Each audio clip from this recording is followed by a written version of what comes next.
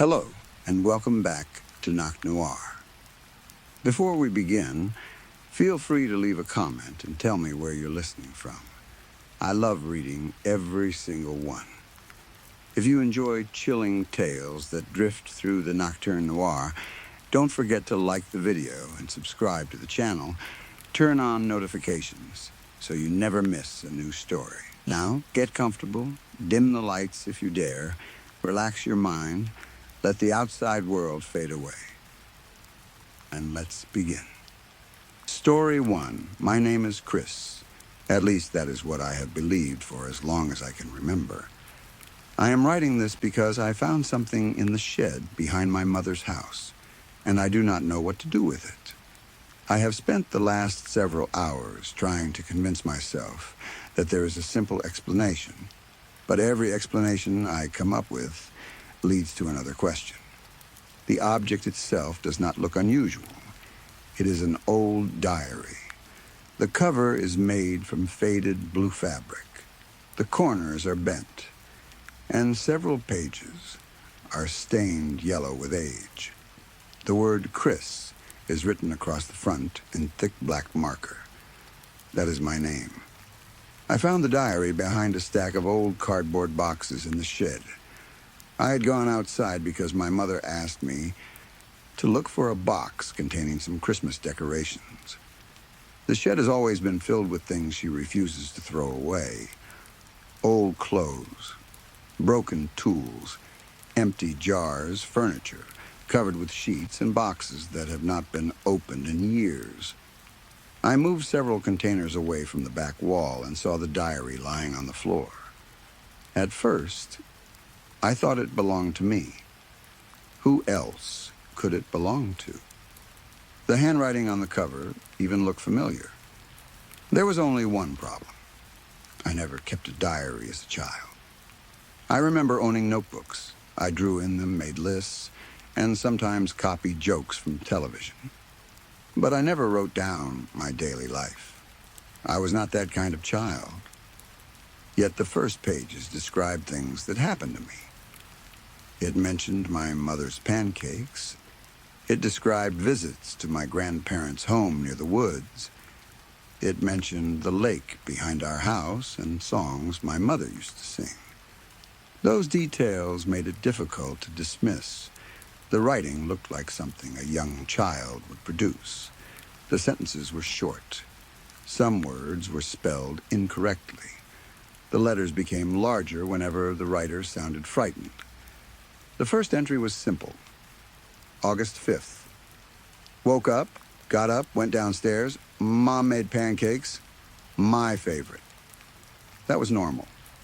My mother made pancakes almost every weekend when I was young.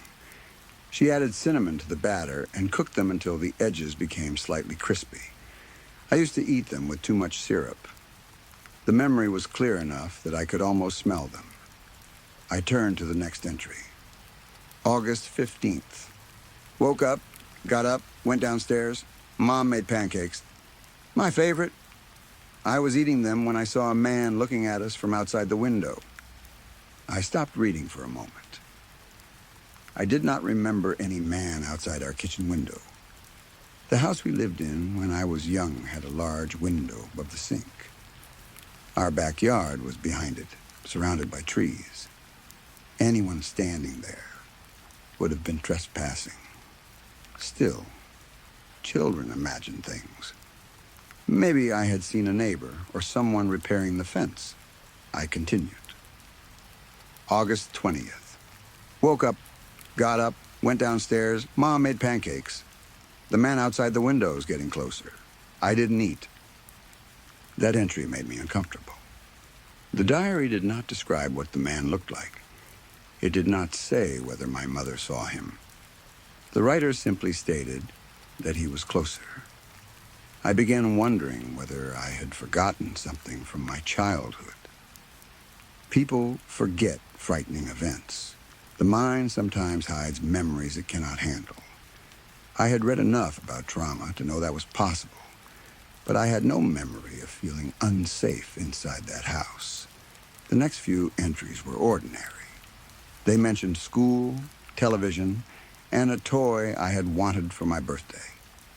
Then I reached October 1st.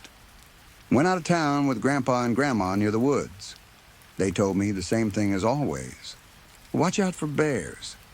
Never eat near the honey trees. That part I remembered. Every autumn, I stayed with my grandparents for several days. Their house stood close to a large forest, and my grandfather used to take me walking along the paths. Before we entered the woods, my grandparents always warned me about animals. "You watch out for bears," Grandpa would say. Then Grandma would add, "and never eat near the honey trees." I never understood what she meant by honey trees. I assumed she was talking about trees with beehives. It sounded strange, but grandparents often say strange things. I had not thought about those words for years. Seeing them in the diary brought back an image of my grandmother standing beside the kitchen door. She was holding my coat and looking toward the trees with a worried expression. I turned the page. November 3rd. Used the lake behind the house. It was freezing, but water keeps them away. I read the entry several times. There is a lake behind my childhood home. It is not large, but it is deep. In summer, people sometimes fished there. During winter, the surface often freezes. I do not remember swimming in it during cold weather. I certainly do not remember using it to keep something away. The sentence sounded as if the writer expected the reader to understand who they were. I did not. The next entry was from January. January 5th. Mary went to the supermarket with her mom. I saw her. I wish I could go talk to her. I tried to remember a girl called Mary. There may have been someone with that name in my school, but no one important enough to stay in my memory. I looked through old class photographs online and searched social media, but I found nothing useful. Then I read the next entry. January 15th. I saw Mary today at the park. She's so pretty. It scares me to go near her. She's playing with her friends. They're playing hopscotch. I don't understand how they do it. I stayed next to Mom. We were going to the doctor. I kept looking at them. How do they do it? How are they not scared of that thing with no eyes behind them? I slammed the diary shut. The sound echoed through my room. For several minutes, I stared at the cover. I could still picture the words. That thing with no eyes behind them. The writer was not frightened of Mary. He was afraid of something standing behind her and the other children. I told myself it was a childhood imagination. Maybe the writer had seen a tree, statue, or a person wearing dark clothing. But something about the entry felt too direct. Children describe imaginary monsters with details. They give them claws, teeth, or names. The writer did not describe the creature because it seemed familiar to him. He only mentioned that it had no eyes. I did not want to continue alone, so I began writing about the diary online. I thought strangers might offer an explanation. Perhaps someone would say it was a prank, or that the entries sounded like the work of a child with a vivid imagination. Instead, most people told me to keep reading. Now, that was probably a mistake. The next entry was dated May 5th. Mom sang to me today. She said I'm her one and only. She'll never let me go. It calmed me down. It eases my nerves. It makes the monsters go away. My mother used to sing to me. I remember lying in bed while she sat beside me, running her fingers through my hair. She sang old songs in Icelandic, songs her own mother had taught her. At the end, she always whispered the same words. You are my one and only. I used to think she meant I was her only child. I am her only child, after all. At least, I believed I was. The diary made those words feel different. The phrase did not sound loving anymore. It sounded like a promise or a warning. June 15th. Mom told me they aren't real. but I see them. Outside my room. Outside her room. Everywhere. They're everywhere. I'm hiding the key. Help me. Please help me. My hands began shaking. A key was mentioned. At the time, I did not know what had opened. I closed the diary and decided to stop for the night. I was an adult. I lived in the same house where I'd grown up. My mother was in the room downstairs. There was no reason to feel like a frightened child. Still, I locked my bedroom door. I did not sleep well. Several times during the night, I woke and thought I heard something moving in the hallway. Once, I heard a soft scratching outside my door. When I finally opened it in the morning, there were no marks. 2 days passed before I touched the diary again. During that time, I compared the writing with some old school papers my mother had saved. That was when I became convinced the diary was mine. My handwriting has always been unusual. My mother taught me to form certain vowels, the way she had learned in Iceland. My lowercase a and e looked different from those written by most people around here. The diary used the same forms. Even the way the writer crossed the letter T was identical to mine. It was not similar. It was exact. I took the diary downstairs and asked my mother whether I had ever kept one as a child. She was standing at the kitchen counter, cutting vegetables. The moment I said the word diary, the knife stopped. She looked at me. I had never seen that expression on her face before. Her skin seemed to lose its colors. Her eyes became empty, almost lifeless. "No, dear," she said. "You didn't." Her voice was cold. My mother never called me dear in that way. She used the word lovingly, but this sounded rehearsed. I asked whether she was sure. She returned to cutting the vegetables. I would remember. I wanted to show her the diary, but something stopped me. Perhaps it was the way she held the knife. I turned to leave. Before I reached the doorway, she spoke again. "You weren't in the shed, were you?" I froze. She was still facing the counter. "No," I lied. The knife struck the cutting board again. "Good," she said. I returned upstairs with the diary hidden beneath my shirt. She knew something. There was no other explanation. That evening, I examined the diary more carefully. Inside the back cover, I found a small metal key held in place with old tape. I immediately thought of the chest. There was a locked wooden chest in the shed. It had been there for as long as I could remember. My mother told me it contained documents belonging to my grandfather. She said the key had been lost years ago. As a child, I had tried opening it several times. The diary entry said, "I'm hiding the key." I knew where it had been hidden. I was too frightened to test it. Instead, I continued reading. August the 1st. Mom took me to the carnival today. She says I'll feel good one day. She prays for me every night. I pray for her. There's a man walking with us. I don't know him. He has no face. I remembered visiting a carnival with my mother. There had been bright lights, spinning rides, and music. I remembered eating cotton candy and becoming sick after riding something that moved in circles. I did not remember a faceless man. I tried imagining what the writer meant. Perhaps the man's face had been hidden beneath a hood. Perhaps the child had difficulty recognizing people. But the wording was clear. He has no face. August 2nd.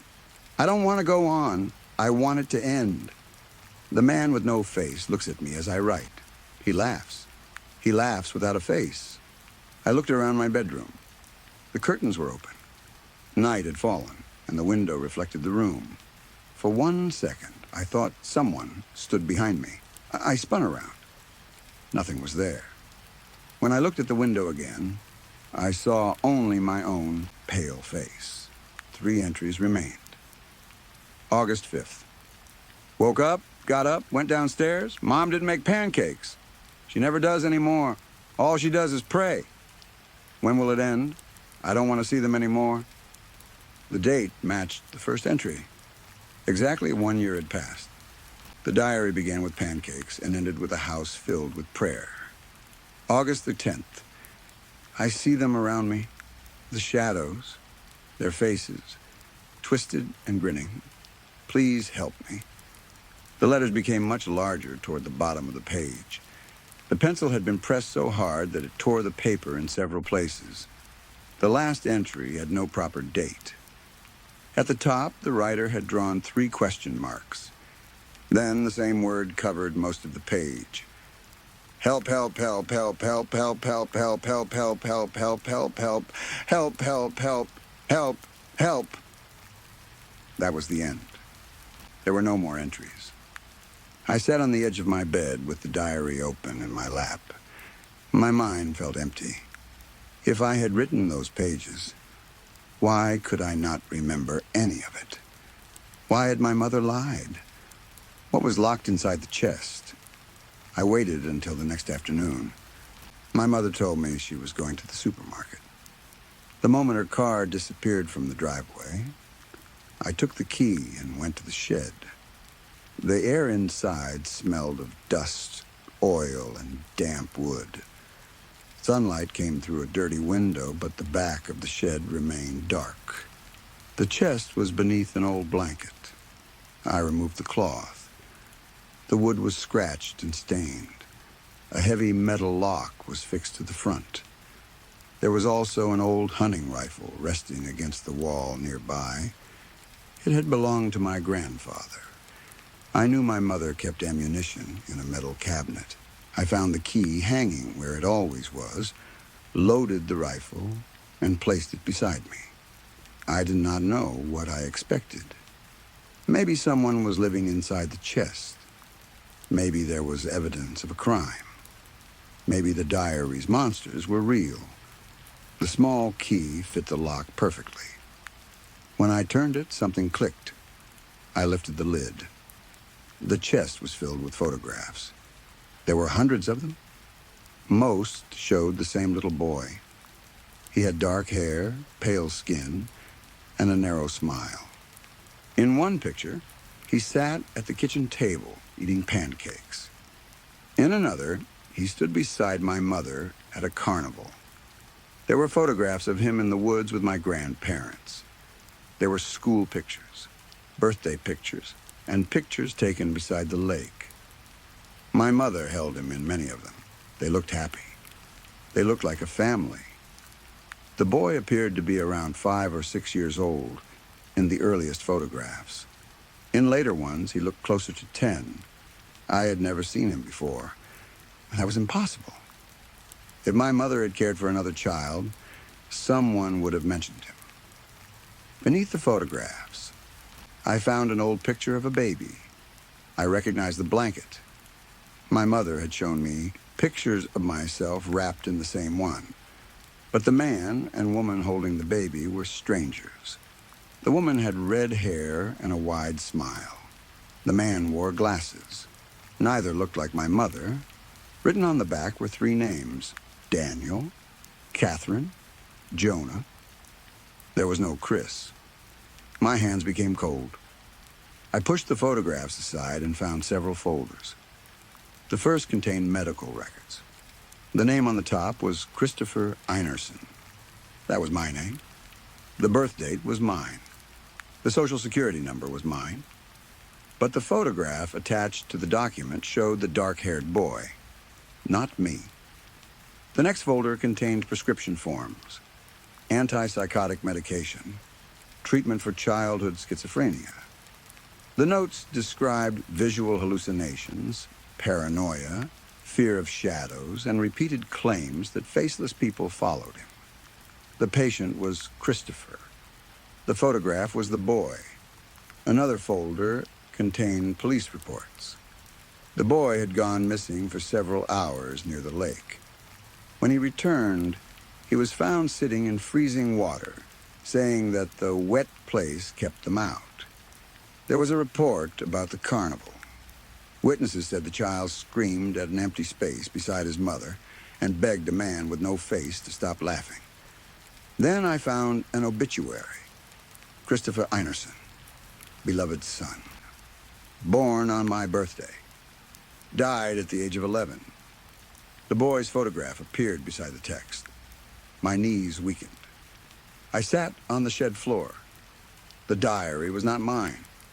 It belonged to him. The boy was Chris. The records belonged to him. The number I had used my entire life belonged to him. I pulled out my wallet and compared the information on my identification card. Everything matched the dead boy's records. My name, my date of birth, my social security number. Only the face was different. I searched deeper into the chest. There were adoption papers, but several pages were missing. I found reports about a baby named Jonah, who disappeared from a hospital shortly after his parents died in a car accident. The photograph showed the same baby from the picture. I think that baby was me. At the bottom of the chest, I found a newspaper article. A local woman had lost her son after what authorities called a tragic accident. 2 weeks later, a newborn disappeared from a nearby hospital. The woman's name was my mother's. The article said she had been questioned but released because there was not enough evidence. I wanted to vomit. She had lost Christopher. Then she had taken me. She had given me his name. She had raised me as a replacement. You're my one and only. The words returned to me. They had never been about being her only child. They meant I was the only one she had left. I heard a car outside. My mother had returned. The shed door was still open. I quickly gathered the papers, but my hands were shaking too badly to put them back in order. The house door opened and closed. I heard grocery bags being placed on the kitchen counter. Then silence. I picked up the rifle. I did not know whether I intended to use it. I only knew I could not face her without something in my hands. Footsteps crossed the yard. Slow. Unhurried. She already knew where I was. Her shadow appeared beneath the shed door. "Chris?" she called. I did not answer. The handle moved. The door opened. My mother stood outside. She looked at the open chest, the photograph spread around me and the rifle in my hands. She did not seem surprised. She closed the door behind her. "So," she said quietly, "you found him. Who am I?" She looked tired. Not frightened, not angry, only tired. "Put the gun down. Who am I?" "Your name is Chris." "No, it isn't." "It is now." I raised the rifle slightly. She did not move. "You stole me." Her eyes filled with tears. "I saved you." "From what?" She glanced toward the dirty shed window. For a moment, I saw fear in her face. "From them." The word was so quiet I almost missed it. "The things he saw?" She nodded. "Christopher saw them everywhere. At first, I believed the doctors. I gave him medicine. I told him the monsters were not real." Her voice broke. "Then I started seeing them too. I remembered the diary. Outside my room. Outside her room. Everywhere." "What happened to him?" I asked. My mother looked at the obituary. "He opened the door." "What door?" "The one behind the honey trees." I stared at her. She continued before I could speak. "My parents knew about it. Their family had guarded that part of the woods for generations. They warned us never to eat near the trees because food attracted the things living behind them. That makes no sense." "I know. You expect me to believe monsters killed your son, so you kidnapped another child?" "I needed a child with no connection to our family." Her answer came quickly. I lowered the rifle slightly. "What?" "They followed our blood. They followed Christopher because of what he was. After he died, they followed me." She looked at me. I thought if I raised someone outside the family, someone they could not see clearly, they would leave us alone. A soft knock came from the shed wall. Neither of us moved. Another knock followed. It came from behind the stacked boxes where I had found the diary. My mother closed her eyes. "You brought the key out," she whispered. "What does that have to do with anything?" It wasn't only for the chest. The knocking became louder, 3 slow impacts. Dust fell from the wooden boards. My mother stepped toward me. "Give me the diary." I had left it inside the house. She saw the answer in my face. "Where is it?" "My bedroom." Her expression collapsed. From somewhere far inside the house, a door slammed. Then another, then another. Sound moved closer, one room at a time. My mother grabbed my arm. "You read the last page, didn't you?" "Yes." "All of it?" "Yes." She began crying. "The final word is an invitation." The shed lights went out. I looked toward the window. Something stood in the yard. It was tall and dark. Its head had no face. It raised one hand and pressed a long finger against the glass. My mother whispered my real name. "Jonah," and the creature tilted its head. Behind it, more shadows moved between the trees. For my entire life, I believed this woman was my mother. I believed my name was Chris. Now I know both things were lies. But as the faceless man opened the shed door without touching it, I understood something worse. The monsters in the diary had never been following the dead boy. They had been waiting for his replacement to discover who he really was. Story 2. My life did not begin to change until I accidentally found work at a bank. I say accidentally because I never planned to work in finance. I did not grow up around people who wore suits, discussed investments, or spoke confidently about promotions. I came from a family where money was something to be worried about, counted carefully, and stretched as far as possible. When I saw the job advertisement, I applied because I needed work. I expected nothing. Somehow, I was hired. A few months later, something even more unexpected happened. The company selected me for a temporary 2-month rotation at its office in the city. My colleagues acted as though I'd won a holiday. "You have to enjoy it," one of them told me. "2 months in the city," another said. "Do not spend every evening sitting in your rented room." They kept telling me about restaurants, museums, bars, shops, and especially the theater district. "That whole area stays bright until late," one woman said.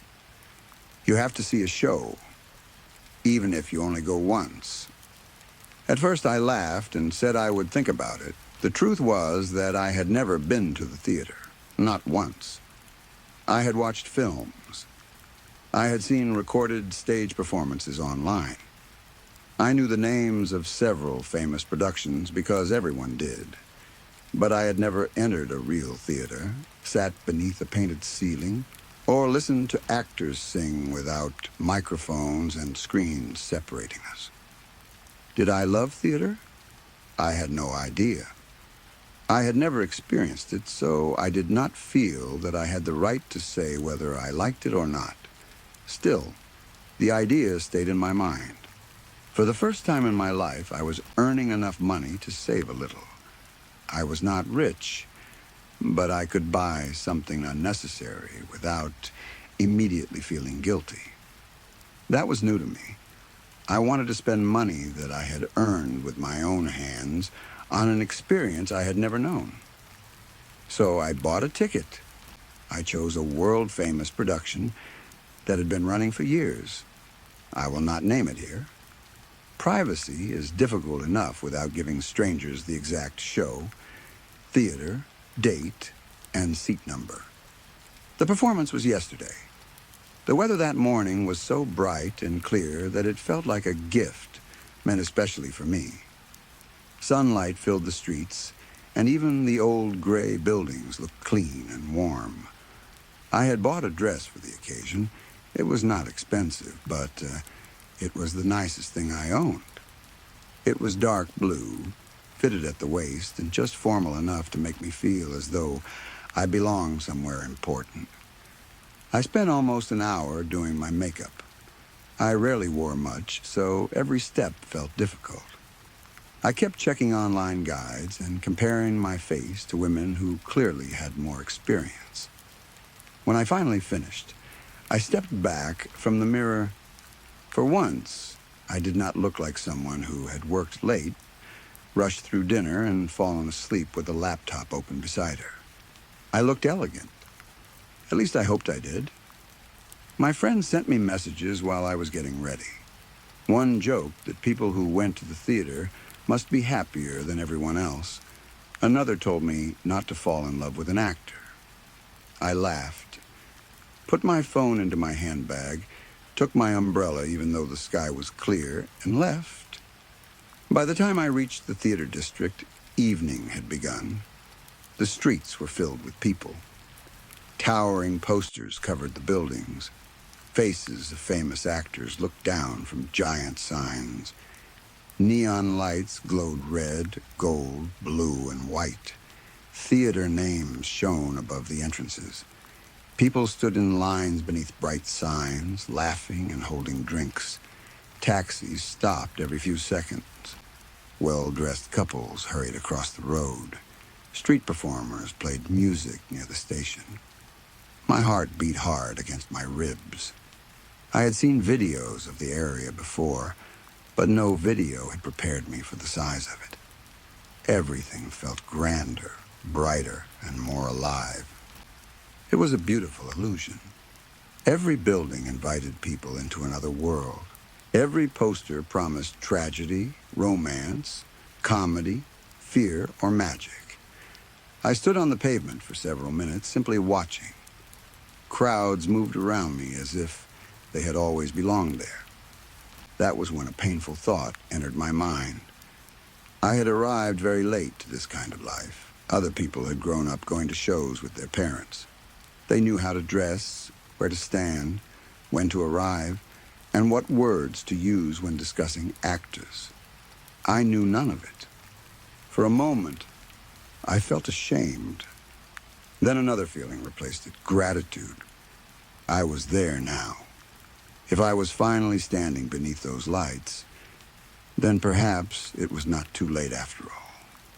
I entered the theater. The lobby was even more beautiful than the street outside. Golden lamps covered the walls. Red carpets climbed wide staircases. Large mirrors reflected the crowd until the room seemed twice as full. Staff members in dark uniforms checked tickets and directed people towards their seats. My ticket was for the upper circle. The seat was high above the stage, but it was perfectly centered. I had worried that I would not see clearly from so far away, but my eyesight had always been excellent. When I reached my row and sat down, I looked over the railing. The stalls below were filled with people. From above, the audience looked like a moving sea. Heads turned. Coats were removed. Programs opened and closed. People greeted friends and waved across rows.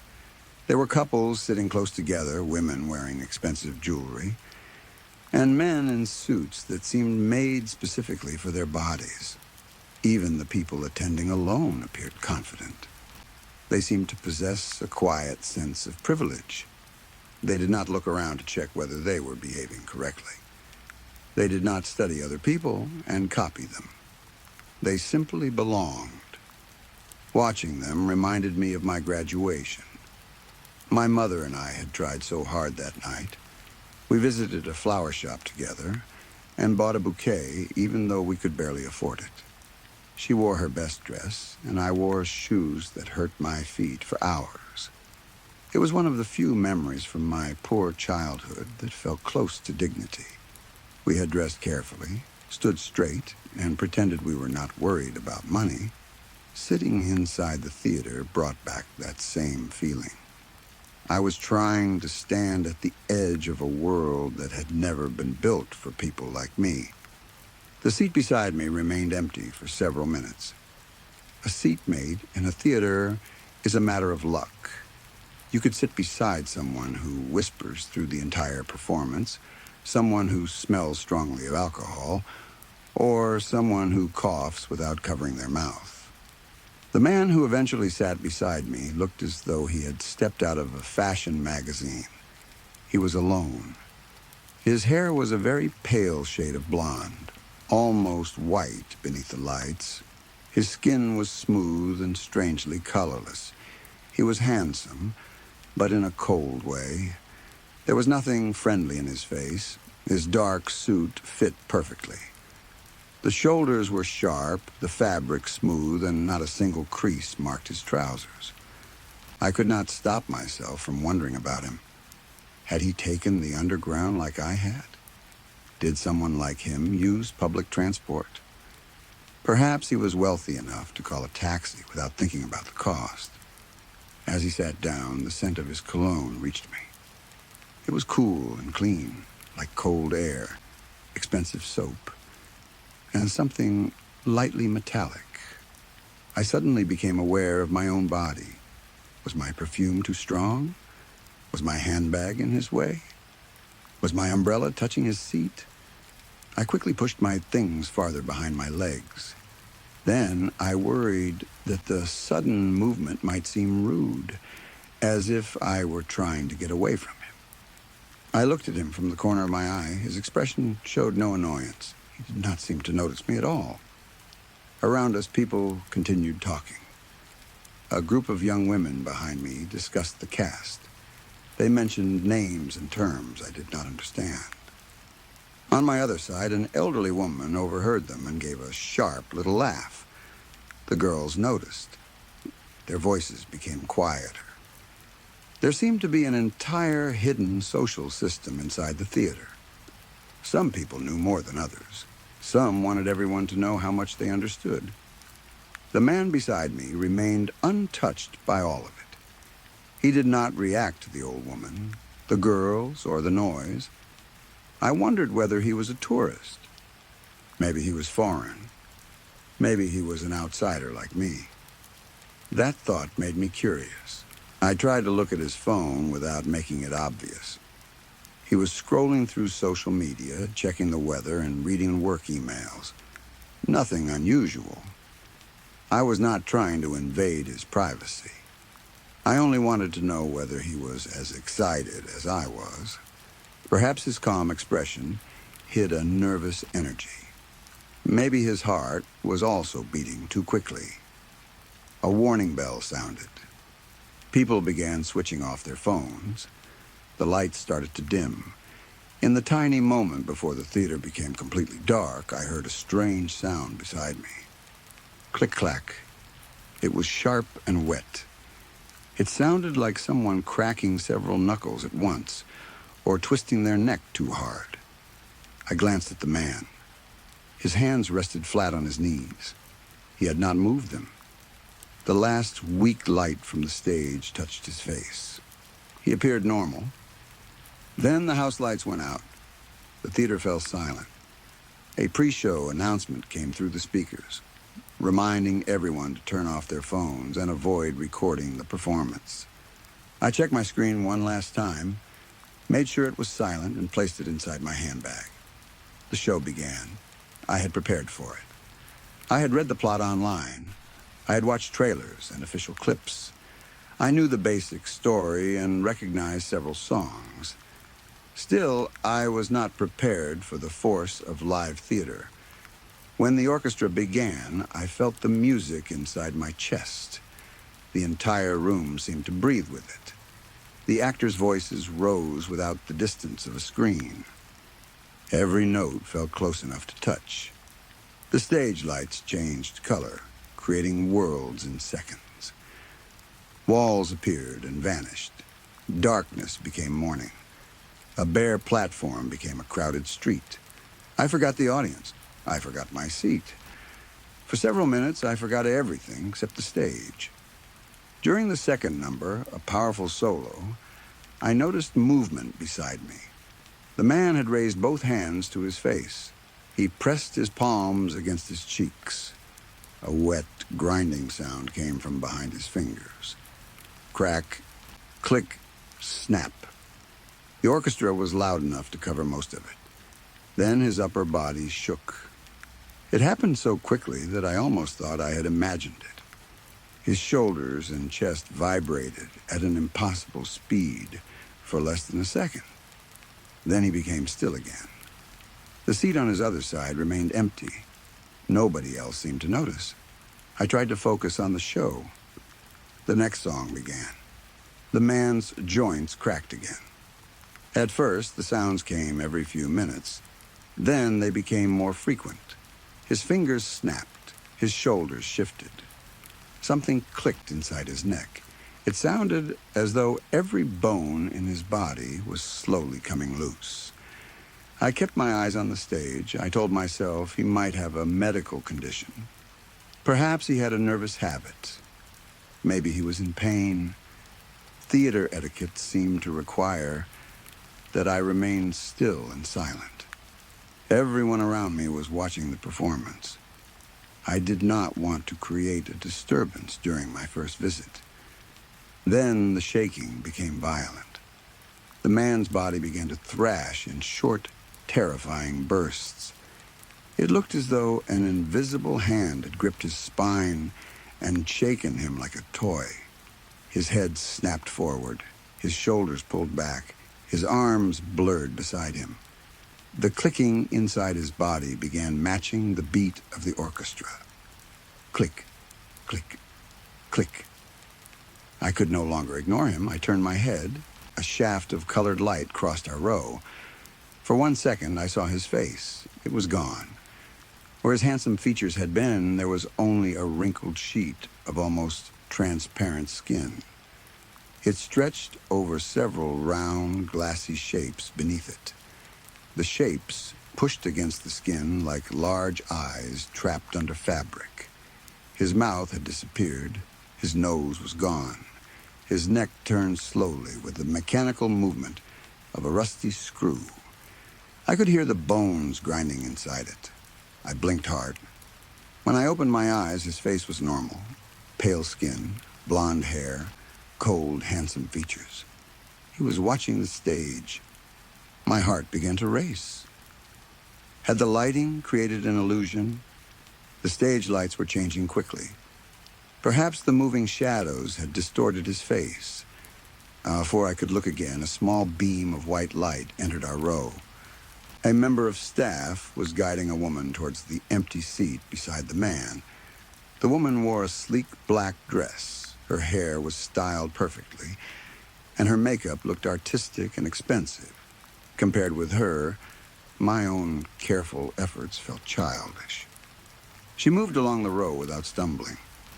The staff member's light disappeared as soon as she sat down. She turned towards me. Our eyes met. She smiled warmly. It was a gentle, reassuring smile. It seemed to say that everything was fine. For some reason, I wondered whether she could tell that it was my first time. The performance continued. The next section built towards the final song before intermission. The stage gradually darkened.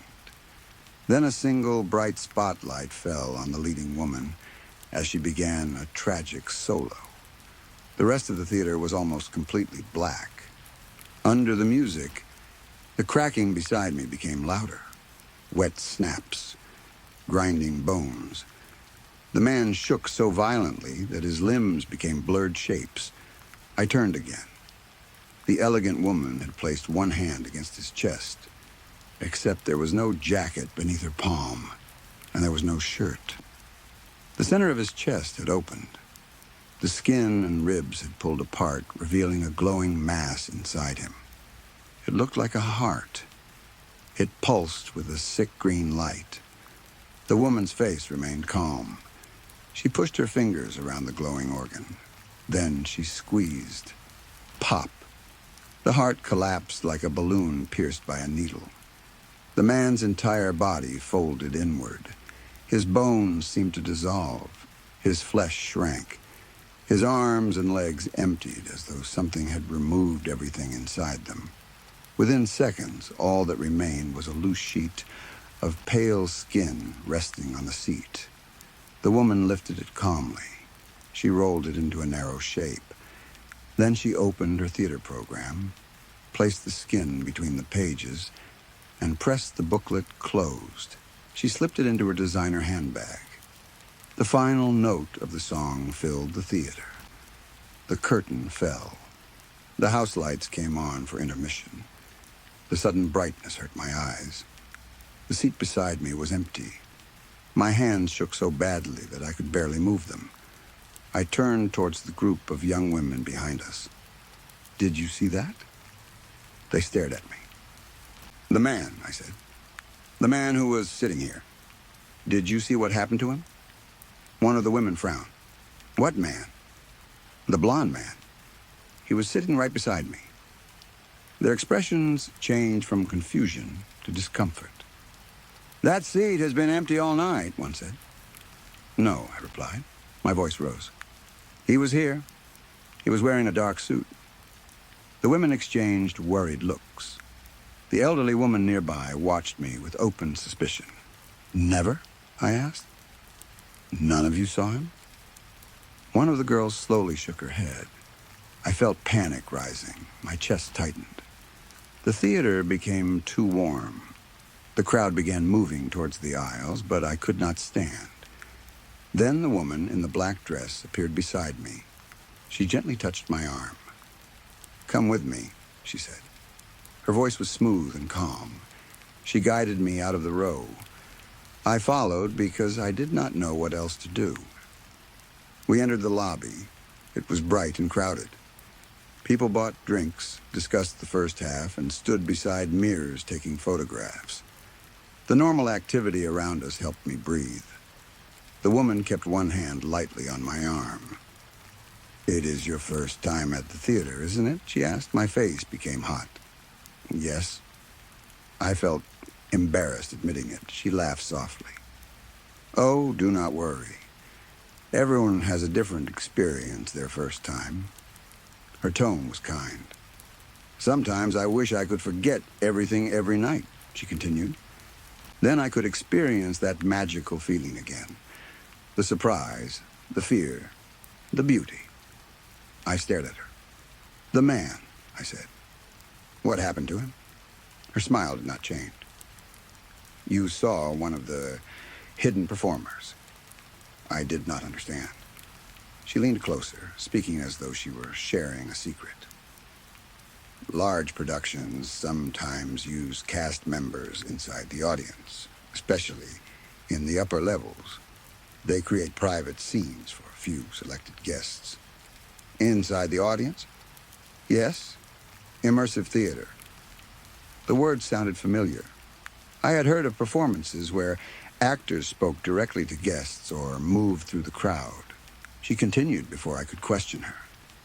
"They want certain audience members to believe they have witnessed something impossible, something nobody else can see. It makes the performance feel personal." The explanation slowly entered my mind. "So it was planned?" "Of course." She smiled again. "You were chosen." Relief spread through me. I was not losing my mind. I had not watched a woman murder something beside me. It had been a performance. The people behind me were probably part of it too. Their denial had helped create the illusion. Even the man's body must have been some kind of costume or clever stage effect. I had been selected for a secret scene, a private experience. I could not believe my luck. I had spent the evening worrying that my cheap upper circle seat was too far away from the stage. Instead, I had received something more special than the wealthy people sitting below. A personal performance, a kind of hidden VIP experience. I felt ashamed of my earlier fear. The actors had worked hard to create that moment, and I had nearly ruined it by panicking. The woman offered to buy me a drink, but I refused politely. I was still shaking. and I did not trust myself to hold a glass. Before the bell called us back, she opened her handbag to take out a small mirror. For a second, I saw the theater program inside. It looked thicker than before. Something pale was pressed between the pages. I looked away. It was only a prop. Of course it was. We returned to our seats. The seat beside me remained empty for the rest of the night. The second half passed in a beautiful blur. The music was magnificent. The acting was powerful. The final song made half the audience cry. I applauded until my hands hurt. The woman in the black dress disappeared before the lights fully came on. I looked for her in the lobby, but I could not find her. Perhaps she had to change or meet the rest of the cast. On my journey home, I replayed the evening again and again. I thought about the cracking bones, the missing face, and the glowing heart. The effects had been unbelievably realistic. No wonder the production was famous. I had experienced something most people would never even know existed. I feel different today, happier, luckier. I have already started planning another visit. I want to book the exact same performance next week. I will try to choose a seat in the same area. Maybe they will not select me twice, but there is always a chance. I wanted to share this story because I am still excited, and honestly, because I wanted to brag a little. If you ever attend a show and something strange happens beside you, do not panic. It might be part of the magic. You might have been chosen too. I only hope all of you are as lucky as I was the next time you step inside a theater. There is only one small thing that bothers me. When I woke this morning, I found a thin green mark in the center of my chest. It looks almost like a bruise beneath the skin. Every few minutes, it pulses. And since leaving the theater, I have started hearing a quiet clicking inside my ribs. Story 3. I have spent most of my adult life working on a private game reserve in South Africa. If you have ever been on a safari or joined a guided game drive, you probably remember the stories your guide told while driving between animal sightings. There can be long, quiet periods in the bush, especially during the heat of the day, so guides learn how to keep guests interested. Most of those stories are true. We tell people about the leopard that once climbed through an open window at one of the camps. We point out the elephant bull that becomes aggressive near vehicles every winter. We explain how an old lioness escaped from a wire snare and still has a deep scar around her neck. Every reserve has stories like those. They become part of the place. New guides learn them from older guides, and eventually they repeat them to guests as if they witnessed everything themselves. But there are other stories, too. Those are the stories guides only tell each other. Nobody shares them around guests. It is partly because we do not want to frighten people who have paid a great deal of money to feel safe in the wilderness. It is also because most of us do not enjoy admitting that there are things in the bush we cannot explain. A guide is supposed to understand the environment. We identify animal tracks, explain strange noises, predict changes in weather, and know how different species behave. Guests trust us because we appear calm and certain. There is little room for ghosts or monsters in that kind of work. The oldest tracker on our reserve had worked there for nearly 40 years. He knew every road, dry riverbed, hidden spring, and animal trail. He could look at a broken branch and tell how long ago an elephant had passed. From a distant glimpse of an ear, he could identify individual elephants he had followed for years. He was not the kind of man who believed every strange story he heard. He was painfully practical. If someone claimed that a spirit had moved through the camp at night, he would blame a genet cat on the roof. If a guest heard a woman screaming in the darkness, he would explain that it was probably a bush baby or a hyena. He trusted tracks, smells, broken grass, and animal behavior. That was why his reaction surprised me when I asked him if he had ever seen anything in the bush that he could not explain. We were waiting beside a water hole one afternoon. The temperature was high, and very little was moving. A few zebras stood near the water while several oxpeckers climbed across their backs. The guests in the vehicle behind us were watching a herd of elephants farther down the bank. The old tracker and I had a few quiet minutes alone. I asked the question casually. Have you ever seen something out here that you couldn't explain?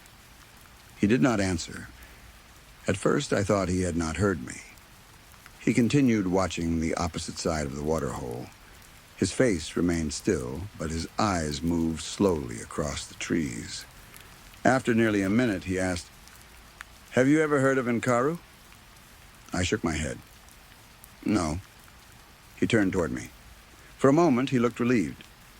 "Good." Then he faced the water again. That should have ended the conversation. I should have understood that he did not want to continue. Instead, I kept asking questions. "What is Nkaru?" He did not respond. "An animal?"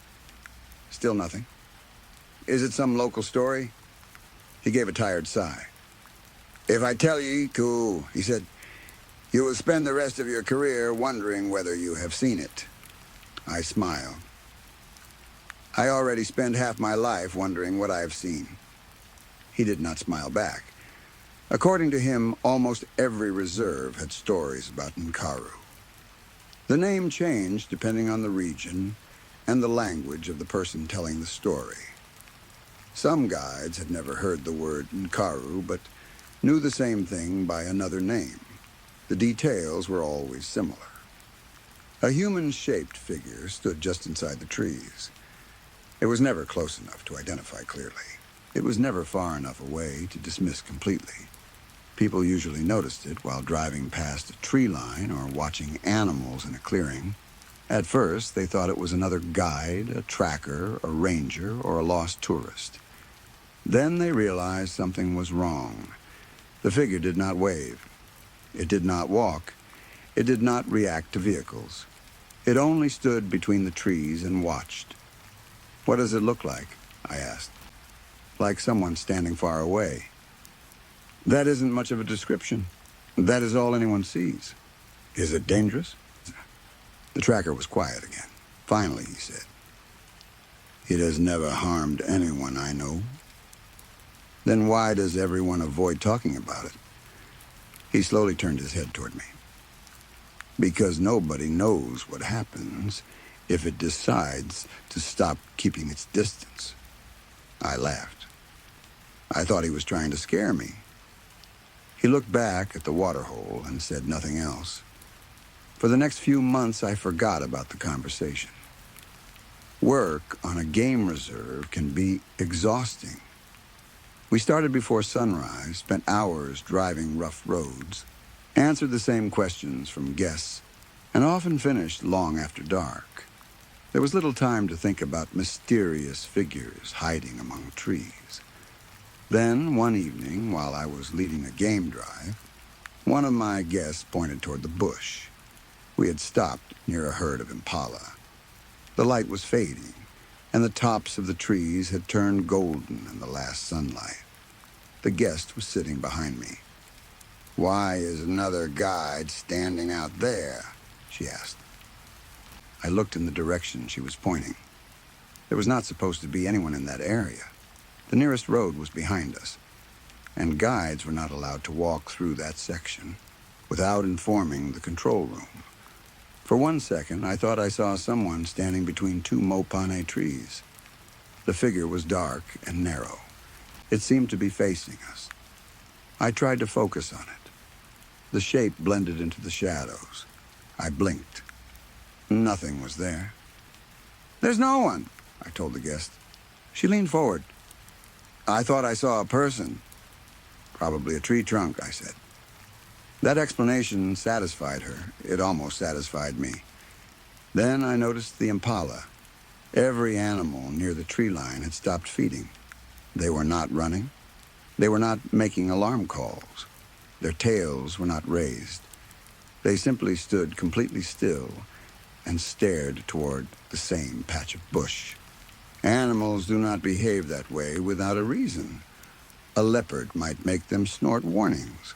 A lion would send them running. Even an unfamiliar smell would cause movement. But they were silent, watching. I decided to leave the area. I told the guests we needed to continue before the gates closed, and I drove away without looking back. The following morning, I found the old tracker near the workshop. I told him what had happened. He did not ask where I had been. He did not ask what time it happened. He did not ask for a description. He asked only one question. Did you keep looking? No, I said. I only saw it for a second. He nodded slowly. Good. Was it Nkaru? He walked away without answering. Over the next year, I began hearing small pieces of the story from other people. I never asked directly at first. I would mention strange figures in the bush or make a joke about something watching from the trees. Most guides laughed before they spoke, as though laughter protected them from admitting they were serious. None of them clearly said that Nkaru was real, but they all knew the same rules. Never point at it, never walk toward it. If someone says they have seen Nkaru, do not ask them where. And if you see it twice in one day, leave the area before sunset. The strange part was that nobody knew where those rules came from. One guide said his grandfather had taught them to him. Another claimed he heard them from Tracker in Botswana. Someone else said the rules were older than the reserve itself. When I asked what happened to people who broke them, nobody gave me a clear answer. They either changed the subject or told stories about guides who had disappeared, resigned suddenly, or lost their minds. I still did not believe any of it. The first sighting had probably been a tree. The guest had noticed the shape, mentioned it, and caused my mind to connect it with the tracker's story. The impala might have been watching a predator I could not see. That was the logical explanation. I held on to it until last spring. I was off duty and driving home after visiting friends in another town. The town was nearly 300 kilometers from the reserve. I had been there for the weekend and was returning alone in the late afternoon.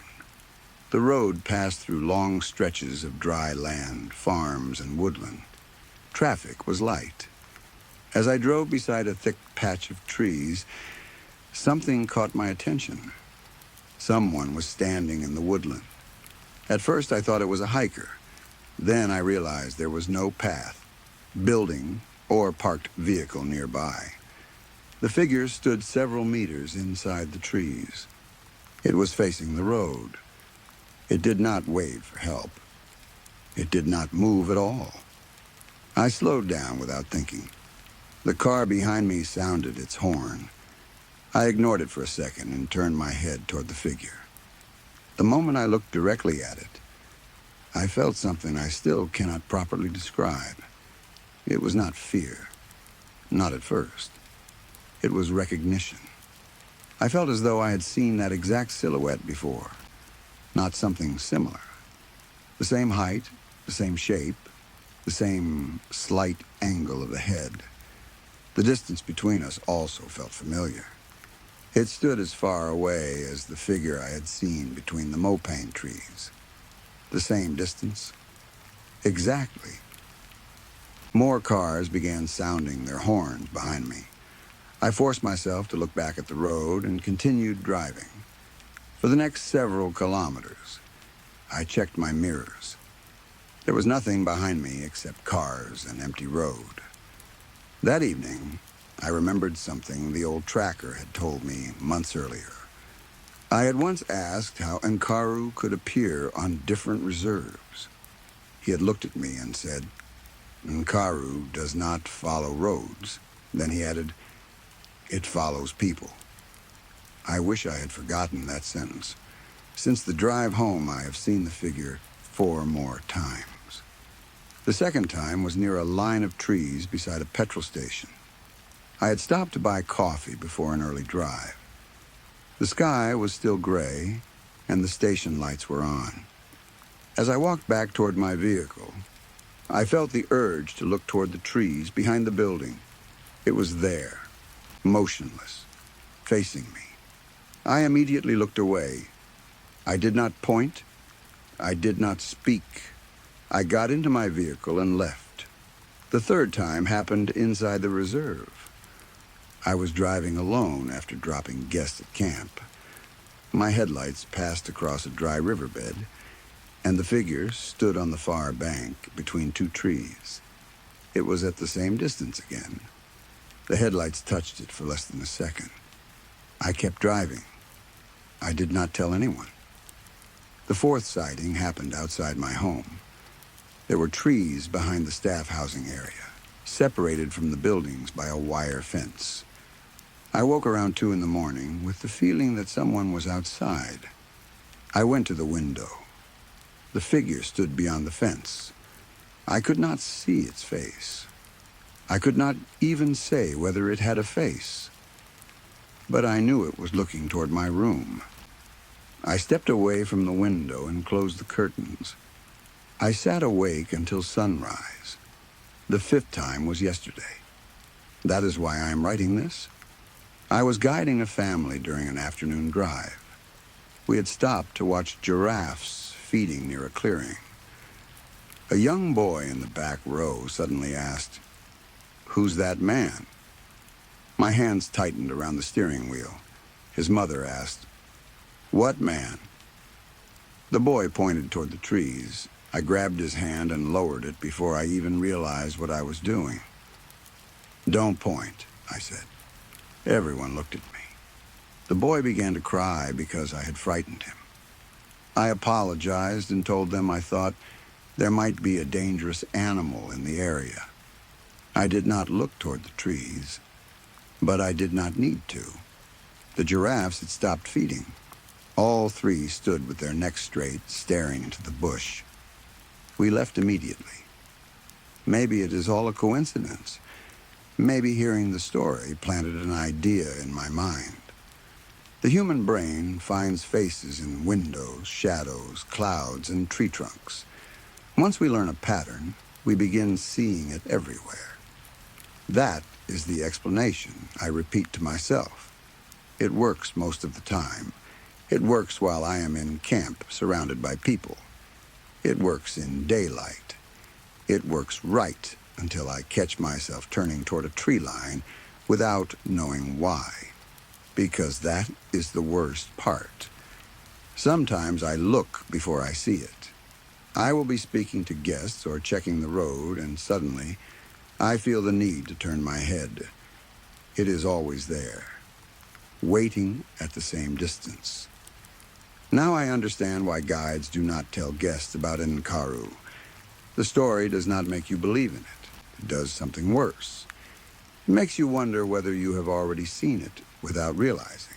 After I first shared what happened, several people contacted me. Some were guides, trackers, hunters, and farmers. Others had grown up near reserves or rural areas. They gave me more information. At first, I thought they were trying to frighten me. Then different people repeated the same warnings without knowing one another. I started asking older workers on the reserve. Some refused to speak. Others confirmed parts of the rules.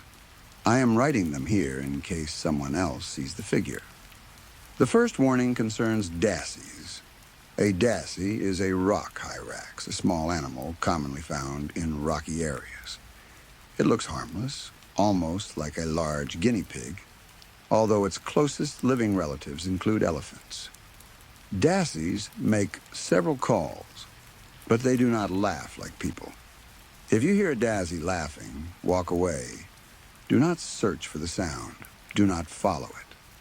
According to one tracker, Nkaru can copy voices and animal calls. It uses sounds to make people look in the wrong direction or leave safe areas. A guide from another reserve told me he once heard a child laughing in the bush long after midnight. There were no children in camp. He followed the sound until his tracker grabbed him and forced him back into the vehicle. The laughing continued from the trees for nearly an hour. The second rule is about windows. If you see Nkaru during the day, do not sleep facing a window that night. Close the curtains. Move the bed if necessary. Nobody explained exactly why. One man said the window gives it a straight path to your attention.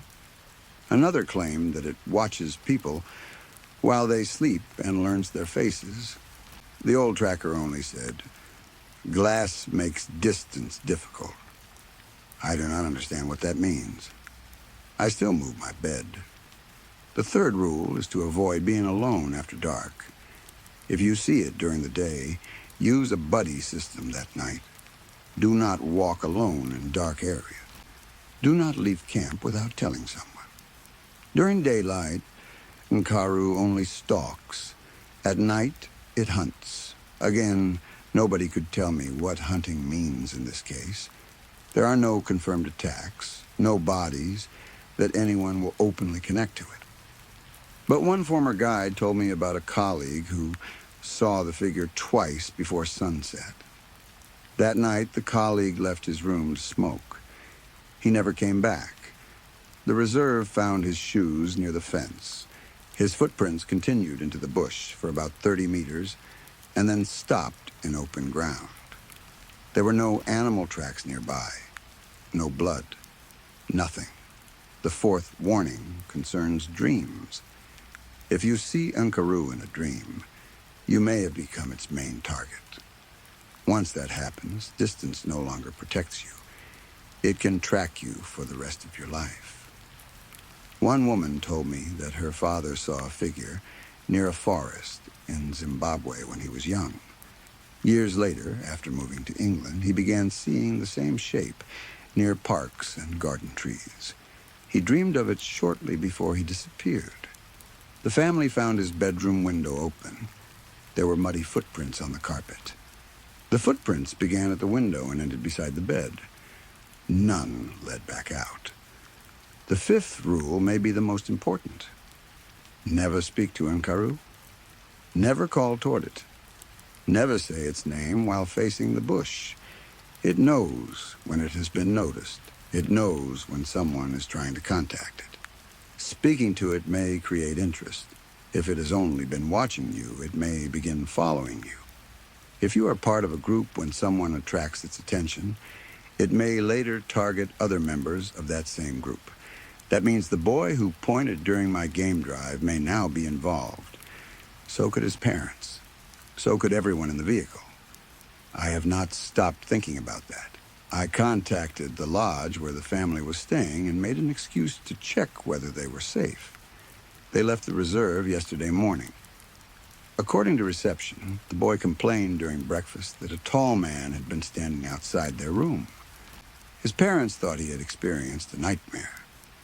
The final warning is simple. Watch the animals. Animals may notice Nkaru before people do. They may not run or make alarm calls. Instead, they become unusually quiet. They stop eating. They stare. Sometimes birds leave an area all at once. Sometimes insects become silent. If the bush feels empty, leave. Do not wait for proof. That is everything I've learned so far. I hope writing it down can keep someone safe. But I'm beginning to wonder whether sharing the rules was a mistake. The old tracker warned me that stories attract attention. He said speaking about Nkaru too often gives it a clearer shape. Yesterday evening, after I finished collecting this information, he came to my room. He looked angrier than I had ever seen him. "You have been asking people," he said. I admitted that I had. You have written its name? I did not answer. He closed his eyes. You should not have done that. I'm trying to warn people. It does not need roads, he reminded me. I know.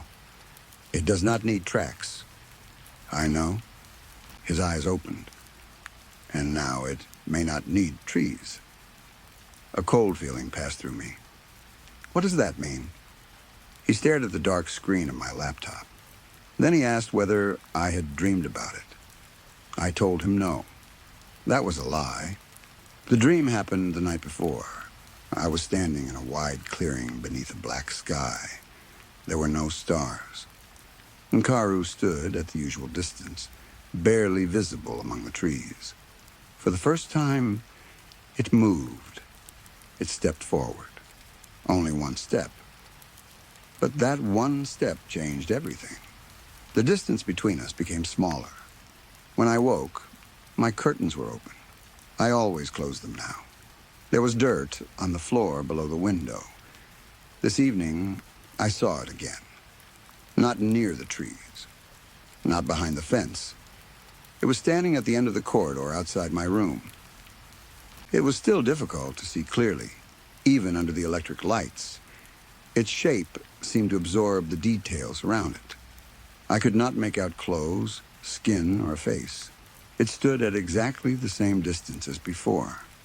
Then the corridor light behind it switched off. For 1 second, I heard something that sounded like a daisy laughing. The figure was gone when the light returned. I have locked my door. The old tracker is sitting with me. He refuses to leave me alone tonight. Neither of us has said the name again. A few minutes ago, every insect outside became silent. Now something is standing near the window. The curtains are closed, but I can see its shadow through the fabric. It is closer than it has ever been. The old tracker keeps telling me not to look. He says it has stopped keeping its distance. I think that is what the countdown was always leading toward. Not an attack, not a death, a meeting. If you ever see a human-shaped figure standing just inside the trees, look away. Do not point. Do not speak. Do not ask anyone where they saw it. And whatever you do, do not tell its story too many times. It may begin to wonder who is speaking about it. It may begin looking for you. And once it recognizes you, it does not follow roads. It follows people. Story 4. The first time I heard the knocking, it woke me from a deep sleep. I sat up in bed and listened. Nothing. No footsteps, no voices, no second knock. After a minute, I decided it had been part of a dream. Living in New York teaches you to ignore strange sounds. Pipes groan, radiators hiss, people fight in the street, and delivery workers press the wrong buzzers at every hour of the day. There is always noise. Still, something about that knocking stayed with me. I live in the East Village in what people call a back house. It is not some modern apartment building with a rooftop garden and a gym. It is an old tenement building hidden behind another old tenement building. There is a narrow courtyard between them, which landlords like to advertise as outdoor space. They will show you 10 square feet of cracked concrete, 2 trash cans, and a dying plant. Then add another $1,000 to the rent.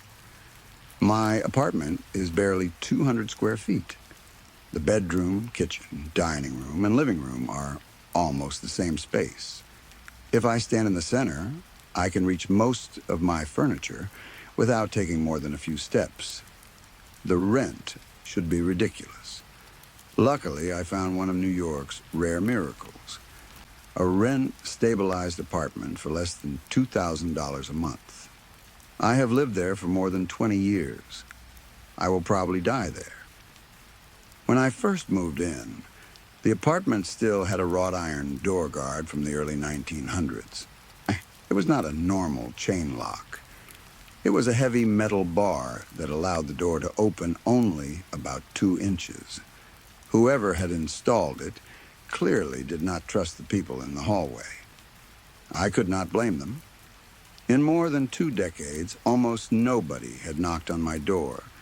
Once, a South Asian tenant asked to borrow sugar for chai during a snowstorm. Another time, 2 Ukrainian children came by on their first Halloween in America. I had forgotten to buy candy, so I gave them date-flavored vegan protein bars and smiled as if they were chocolate. They looked disappointed.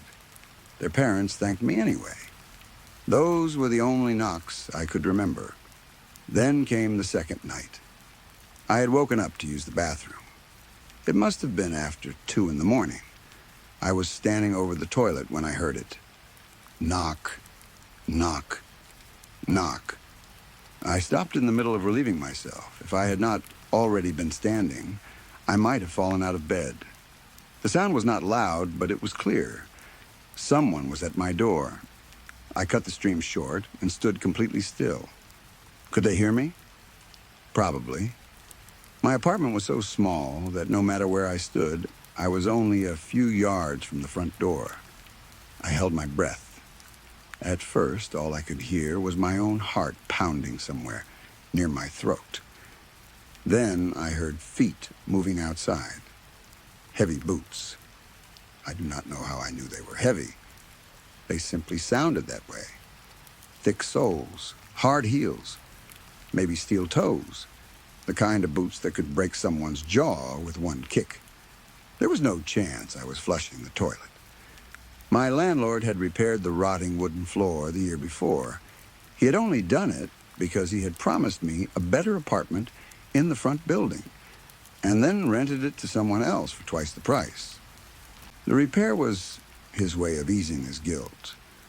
For the first time, I felt grateful for it. Before the repair, every step made the floor squeal. Now I could move quietly. I tiptoed toward the front door. Several jackets hung over the peephole. Moving them would have created too much noise because most of them were made from that cheap windbreaker material. That sounds like a bag of chips. Besides, the peephole was cracked. Almost everything in the apartment was cracked. The floor repair had created another problem. The bottom of the door no longer sat evenly against the floor. There was now a gap beneath it, about as thick as a finger. I lowered myself and looked through. I could not see details, only shadows and movement. Someone was standing outside. The boots shifted. Then they turned and began going down the stairs. I ran toward the bathroom doorway. If I left the bathroom door open and stood at the correct angle, I could see the courtyard through the window without being seen from outside. I waited. Nothing entered the courtyard. I continued watching. Still nothing. Was the person waiting at the bottom of the stairs? Were they hiding? Adrenaline moved through my body, making every nerve feel alive. Sleep was no longer possible. I sat awake until dawn. At 6 in the morning, my neighbor, a nurse, left for her hospital shift. She did not scream. Nobody attacked her. After she had gone, I opened my door and inspected the hallway. There was nothing unusual. I lived on the 2nd floor. There were exactly 12 steps between my landing and the courtyard. If someone had walked down, I should have seen them cross below my window. There was no other exit. To leave the property, they would have needed to walk through the courtyard, climb the stairs on the opposite side, and enter the front building. I could not have missed them. It was impossible. Unless I had imagined everything. I told people about the knocking, friends, co-workers, neighbors. I even told the old woman who lived down the street. She stared at me and said, "That's messed up." Then she studied my face. "You okay? You don't look okay." She was right. I had stopped sleeping properly. At night, I waited for the knocking. During the day, I kept myself alive with coffee, salty food, and sugar. My eyes looked too large. My hands shook. Even showering became difficult. The moment I stepped beneath the water, I felt exposed. I imagined a steel-toed boot breaking through my door while I stood naked with nothing to defend myself except a bar of Irish Spring. My landlord did not take me seriously. He rolled his eyes and suggested I was still angry about the apartment he had promised me. I was still angry, but the knocking was real. I told him we needed cameras for the safety of every tenant. He said he would tear down any camera I installed. The Ukrainian children and their parents were living in the building without proper documents. Nobody wanted a recording system that might bring attention to them. I understood. I did not want to cause trouble for them. Still, I needed a way to see who was coming to my door. Night became something I feared. As the sun went down, I felt like I was sitting in a dentist's chair while someone prepared to drill into a rotten tooth without medication. I would fall asleep for a few minutes, wake up sweating, and listen. Every sound became suspicious.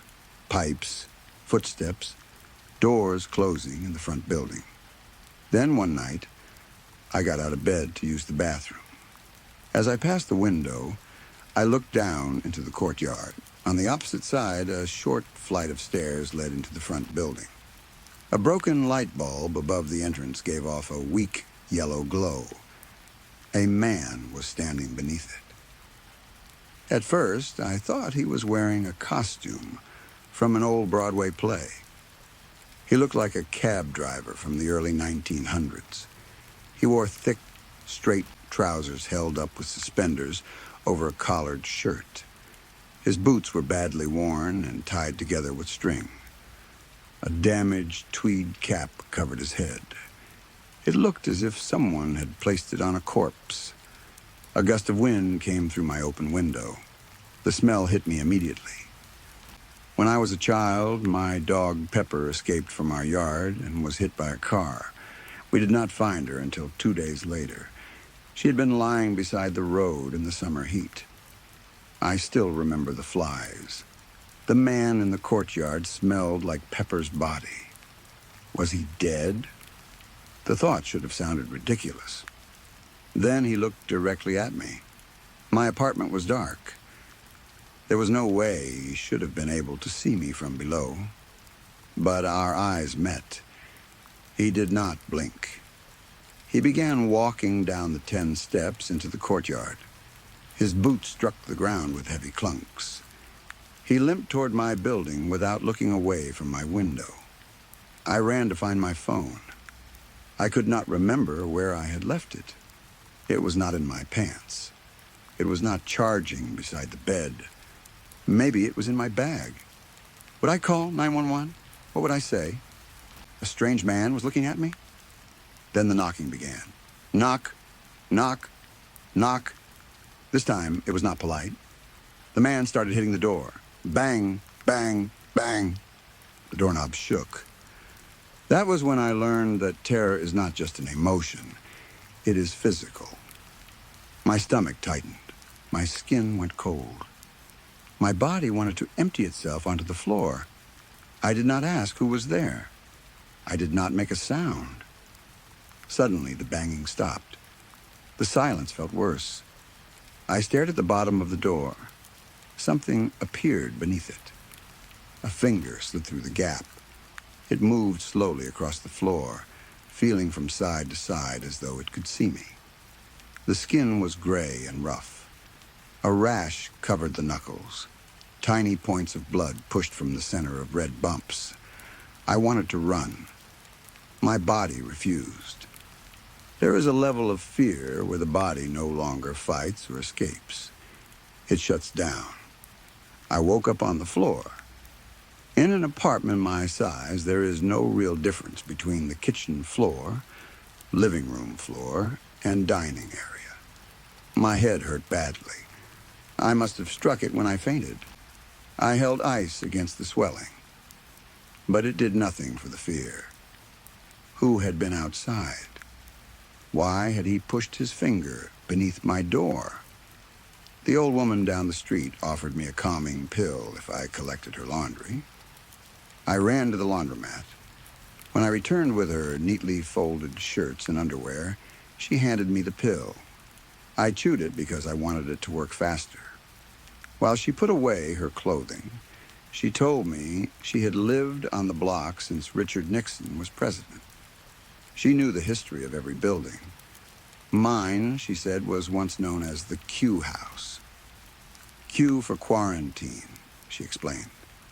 According to her, the building had been used whenever disease spread through the neighborhood. Typhus, smallpox, influenza, and anything else people were afraid of catching. By the time she was a child, local children stayed away from it. They believed anyone who entered would come out sick. Maybe it's someone who died there, she said. She laughed when she saw my face. The pill had already begun calming me, so I joked that I would happily do more chores in exchange for the rest of her medication. That night, I slept deeply. When I woke, I felt normal for the first time in days. The relief did not last. The following night, I took melatonin and magnesium. I turned on white noise and climbed into bed. Sleep never came, but the knocking did. Knock, knock, knock. This time, I was prepared. I grabbed my phone and started recording. I crawled toward the door on my knees. It felt like the way a frightened dog approaches a stranger, wanting to smell them but ready to run. I tried to move quietly, but I could hear myself breathing. Part of me felt embarrassed. Then I reminded myself that someone had pushed a diseased finger beneath my door. I was allowed to be afraid. I lowered my face to the gap. A boot stood outside. The string holding it together looked less like string and more like a vine. The person did not move. The hallway light began flickering. Light. Darkness. Light. Darkness. Each flash revealed the boot.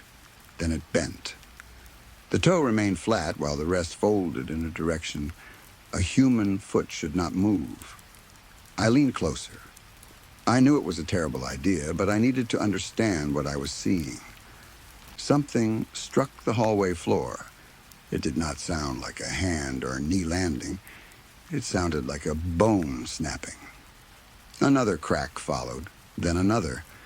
The noises reminded me of someone cracking their knuckles one finger at a time. The light became steady. Now I could see two rough hands pressed against the hallway floor. His knees were down too. The man was on all fours. Just as I understood that he was looking through the gap, everything stopped. The foot stopped bending. The fingers stopped moving. Then he breathed. The sound rattled deep in his chest. It was wet, as if every breath passed through liquid. I heard tiny popping sounds inside his lungs. Warm air moved beneath the door and touched my face. My eyes burned. Then the smell arrived. Rotten teeth would have smelled like perfume beside it. The man breathed again. The same wet pull, the same slow rhythm. He was in no hurry. Vomit rose into my throat. My stomach twisted so violently that I imagined an old witch stirring my insides with a wooden spoon. I gagged. The moment the sound escaped me, the figure vanished. I do not mean I heard him run away. He was simply gone. For some reason, courage came over me. Maybe it was anger. I opened the door and rushed to the railing. The stairs were empty. The courtyard was empty. There was nobody near the front entrance. I returned to my apartment and turned on my computer. My failed career as a filmmaker had eventually led me to an administrative job at the city's building department. It was the kind of job people accept for the benefits. Health insurance, 2 weeks of vacation, a discounted gym membership, a retirement account that might keep you alive when you were too old to work. The job also gave me access to city property records. That access was how I had found my rent-stabilized apartment. I entered my address into the database. The page loaded slowly. My anxiety grew with every second. The records went back more than 100 years. There were permits, complaints, gas inspections, ownership transfers, fire reports, and building violations. The pipes contained lead. No surprise.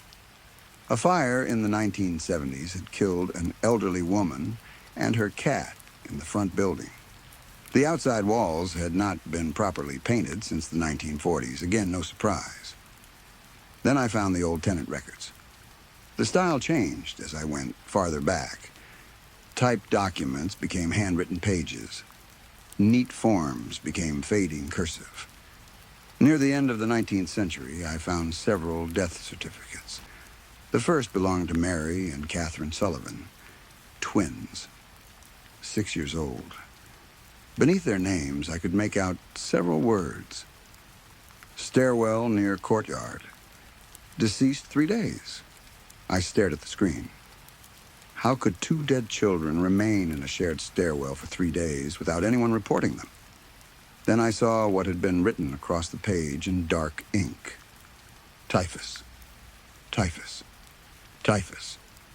The words looked rushed, as though the person writing them had been afraid to remain in the building.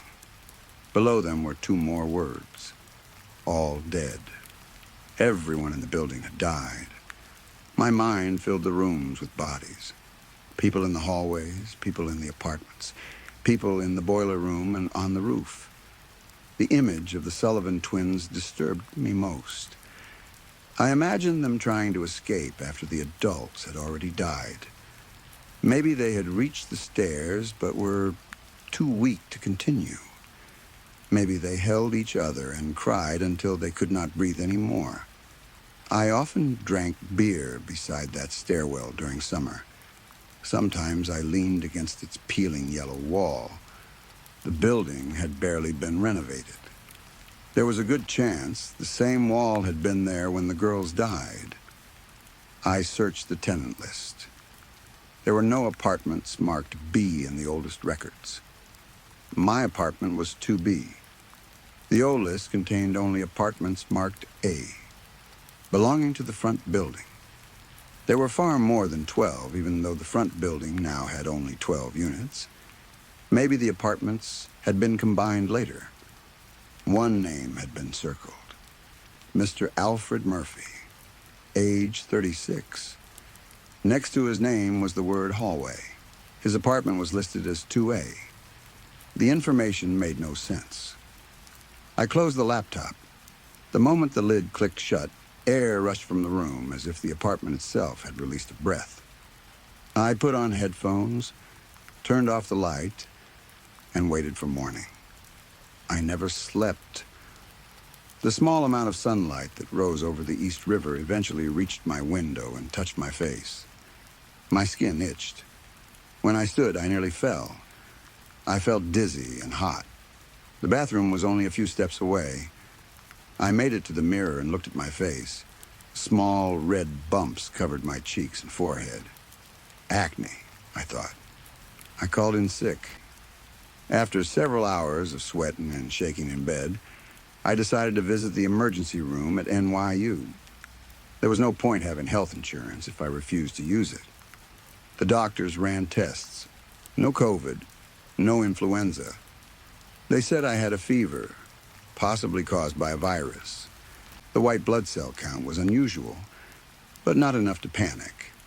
The red bumps might have been acne caused by stress and illness. They told me to drink water, rest, and return if the symptoms became worse. I was given medication to help me sleep. At home, I took it and passed out. Then the knocking woke me. Knock, knock, knock. I sat up, soaked in sweat. The doorknob turned. For one terrible second, I wondered if I had forgotten to lock it. The lock stopped the handle. Relief passed through me. Then something slid beneath the door. A piece of paper. I waited until the boots moved away before crawling toward it. The paper was yellow and dry. Pieces broke away when I touched it. It was an eviction notice. The lettering looked as if it had been made on an old printing press. It said, "The current tenant must leave immediately." The legal leaseholder, Alfred Murphy, had returned. His stay in the hospital had ended. He was ready to reclaim his home. I moved toward the window. The man stood on the stairs across the courtyard.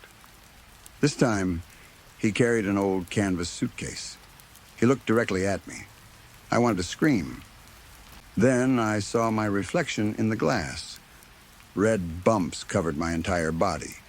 My face, neck, arms, chest, and legs were filled with them. At the center of each bump was a tiny point of blood. The smell of death entered my nose. It was coming from my skin. The rash was producing it. The room tilted. I tried to reach the bathroom, but fell through the doorway.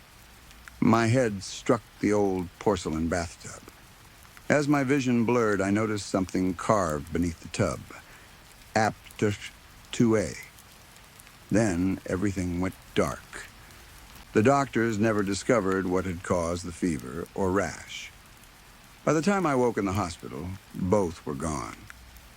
The cut on my head required stitches. I also suffered a concussion, which caused headaches and memory problems. They gave me more sleeping medication. I now take twice the recommended amount. I know I should not. But sleep is the only time I do not listen for the knocking. The eviction notice disappeared while I was in the hospital. My landlord claimed he never saw it. He also insisted my apartment had always been 2B. According to him, the building had been divided and renumbered decades ago. When I told him about the letters beneath the bathtub, he became quiet. Then he said old buildings had old marks. He refused to discuss it further. I tried to find more information about Alfred Murphy. The city records said he had been taken to a quarantine hospital during the typhus outbreak. There was no death certificate. There was no discharge record. He simply disappeared from every official document after the outbreak.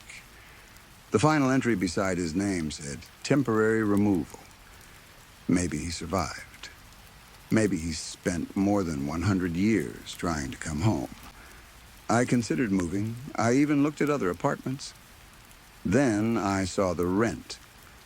New York has a special way of making you choose between financial ruin and a haunted home. So I stayed. For several weeks, nothing happened. No knocking, no boots, no fingers beneath the door. I began to believe it was over. Then my upstairs neighbor, Larry, stopped making noise. Larry was not a quiet person. He played old jazz music every morning. He dropped things constantly and shouted at television news programs. 3 nights ago, the music stopped. I have not seen him since. Now, after the drunk college kids cross the courtyard and every window goes dark, I hear a faint sound above me. Knock, knock, knock. Sometimes it lasts only a few minutes. Last night, it continued until sunrise. I think it is coming from Larry's door. I should check on him. I should call the police. But I keep thinking about the eviction notice. Alfred Murphy believed my apartment belonged to him because it had once been 2A. Larry's apartment is now 3B. I checked the old records again. It used to be 3A. This morning, I found something beneath my front door. It was not another notice. It was a key. Old, blackened iron. A small paper label had been tied to it with string. On one side, someone had written Larry's apartment number. On the other side were 2 words. Your turn. I have not touched the key. I am sitting here now, listening. The building is quiet. The courtyard is empty. But somewhere above me, something has started dragging a suitcase across the floor. And every few minutes, Larry knocks 3 times. Story 5.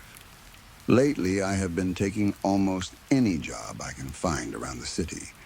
I have cleaned offices after midnight, carried furniture up narrow apartment stairs, delivered food in the rain, helped people move, and spent entire weekends handing out flyers that most people threw away before reaching the next corner.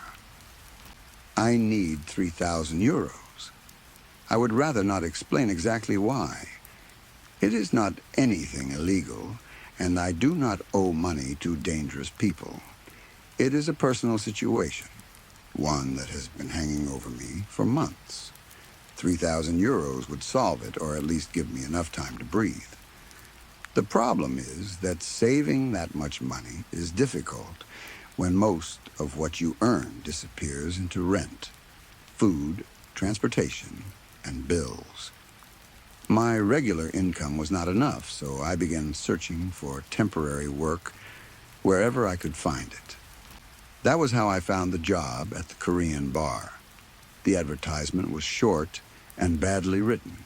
It said they needed someone immediately for cleaning, carrying supplies, washing glasses, and helping the staff close the building at night. The pay was higher than most other temporary jobs, and they promised cash at the end of every shift. There was no company name. No official address was written in the advertisement either. I had to contact them through a messaging application, and only after answering several questions did they send me the location.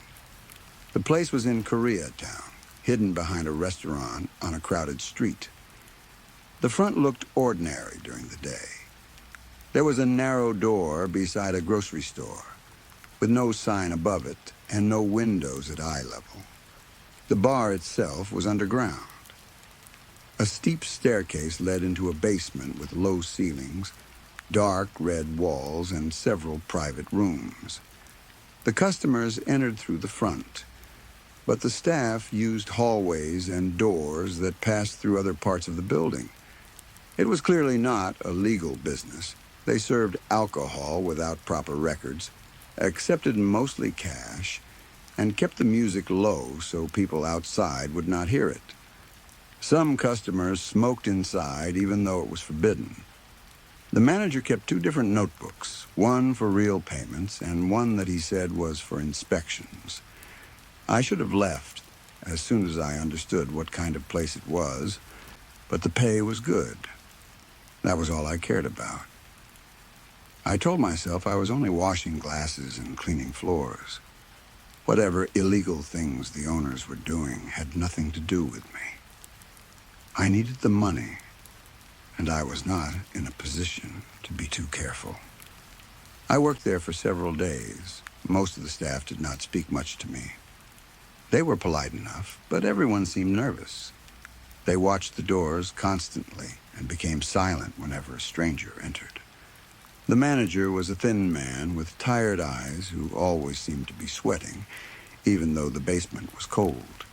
He never used my name. He called me new worker, or simply pointed when he wanted something done. Yesterday was supposed to be my final shift.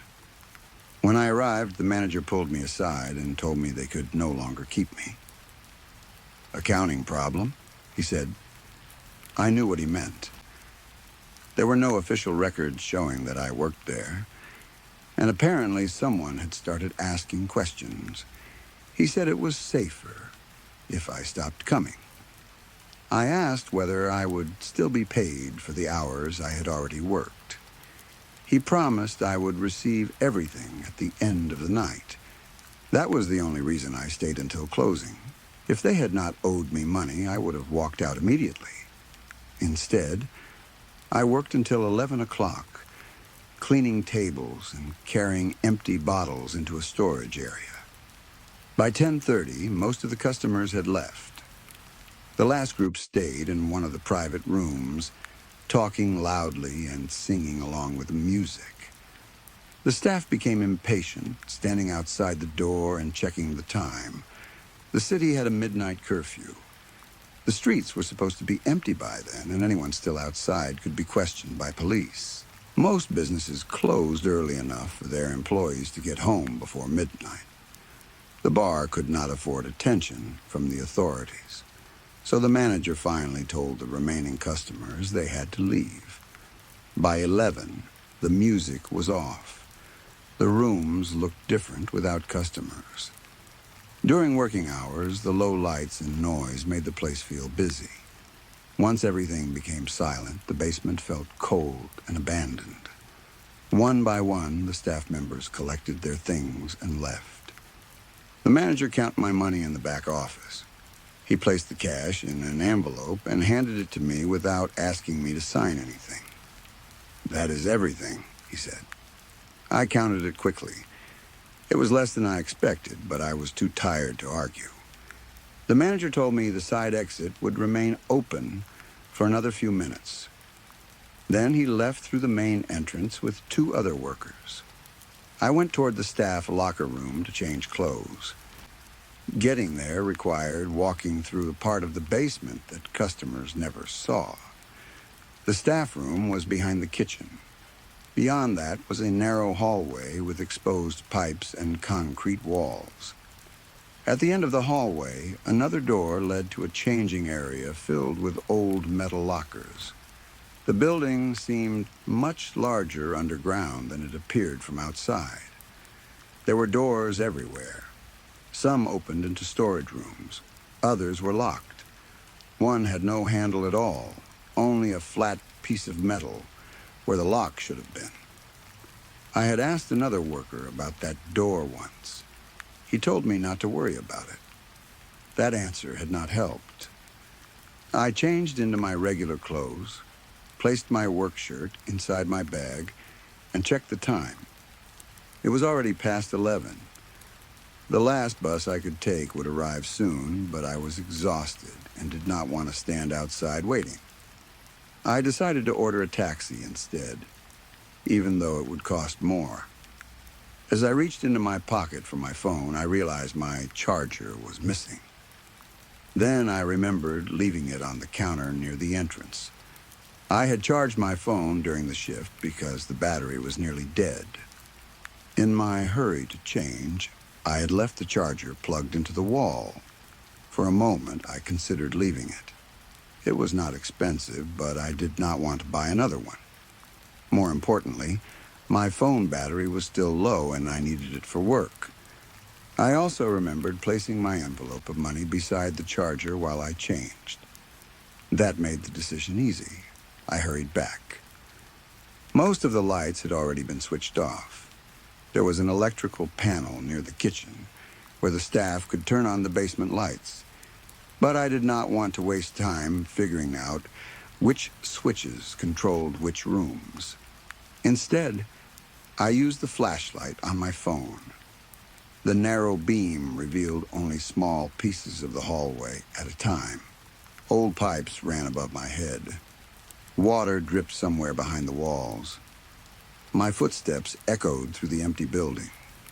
I had walked those halls many times during the day, but in darkness they felt unfamiliar. Every doorway looked deeper. Every shadow appeared to move when I turned away. I reached the main room and found the charger exactly where I had left it. The envelope of cash was still beside it. I felt a wave of relief.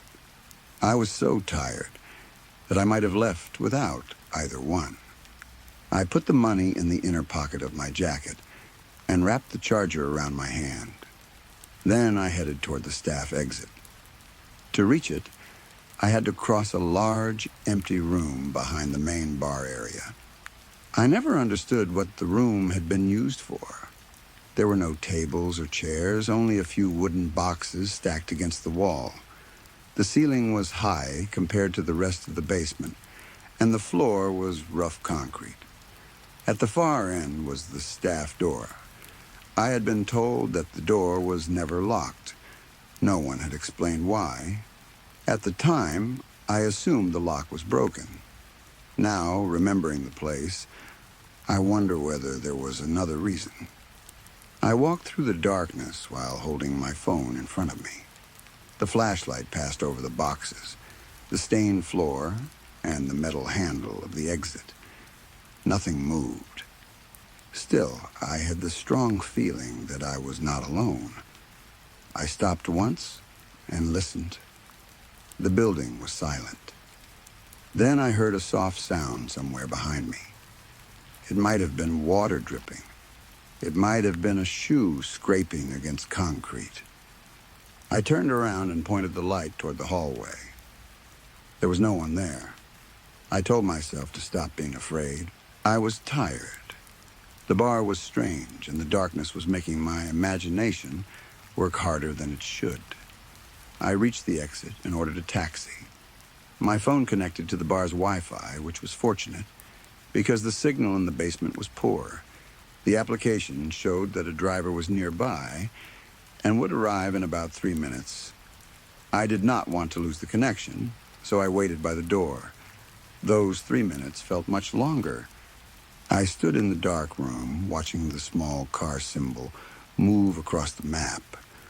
Once, I thought I heard breathing behind the stacked boxes. I raised my phone and looked. Nothing. The taxi was almost there. When the application said the driver was approaching, I pushed open the staff door and stepped outside. The exit led into a narrow alley behind the building. During the day, delivery workers used it to carry boxes into the restaurants. At night, it was completely different. Only a few streetlights were working. None of the windows around the alley were lit. The restaurants had closed. The grocery stores were dark. Metal shutters covered several doors. The whole area looked empty. I put on my headphones but did not play music. I sometimes wore them to discourage strangers from speaking to me. I stood near the wall and waited. The air outside was cold. It smelled like rain, old food, and trash from the restaurant bins. I checked the taxi application again. 2 minutes. I looked toward the avenue, no cars. I looked in the opposite direction. Nothing. Then I felt it. The feeling that someone was watching me. It was not a sound or a movement. It was simply a pressure between my shoulders, the instinctive warning that makes you turn around before you understand why. I slowly looked up. At first, I saw only the far end of the alley. Then I noticed a shape near one of the buildings. A man was standing beneath a broken streetlight. He wore torn clothing. His jacket hung loosely from his shoulders, and one trouser leg was ripped from the knee down. Something metal was in his hand. I could not tell whether it was a knife, a pipe, or some kind of tool. It was long enough to catch a small amount of light. He stood completely still. He was looking directly at me. My heart dropped. For 1 second, I felt as though my soul might leave my body from fear. The streets were almost empty because of curfew. There was no crowd to move toward, no open shop, and no security guard nearby. The only unlocked door behind me led back into an illegal underground bar. I considered going inside and locking myself in the staff room, but I remembered that the exit door did not lock. If the man followed me, I could become trapped underground. I kept my eyes on him. He did not speak. He did not wave or move closer. He simply watched. I tried to judge the distance between us, maybe 30 meters, perhaps less. My phone vibrated in my hand. The taxi was 1 minute away. The man's head moved slightly at the sound. That tiny movement frightened me more than anything else. It meant he had been listening. I removed one headphone slowly. The alley was silent except for distant traffic on the avenue. The man's metal object shifted against his leg. I thought about calling the police. By the time I explained my location, the man could already be beside me. There was also the problem of standing outside an illegal bar minutes before curfew. I did not know whether the police would help me or begin asking why I was there. The taxi application showed the driver turning onto the avenue. I wanted to run toward it, but the alley opened onto the street in the opposite direction from where I stood. To reach the car, I would have to pass the corner and briefly turn my back on the man. I waited until I saw headlights moving toward the pickup point. My phone vibrated again. The driver had arrived.